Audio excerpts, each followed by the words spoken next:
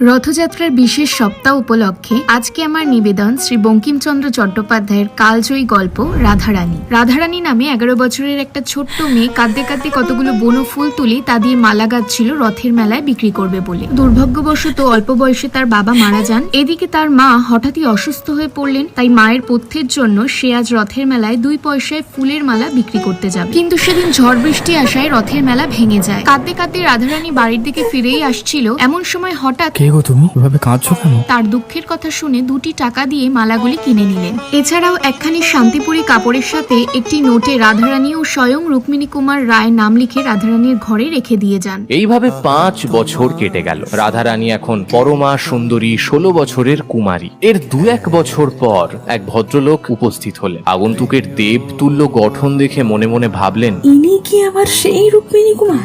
রাধারানী আমার সন্ধান করছিল কেন? আপনি রাধারানীকে যা দিয়েছেন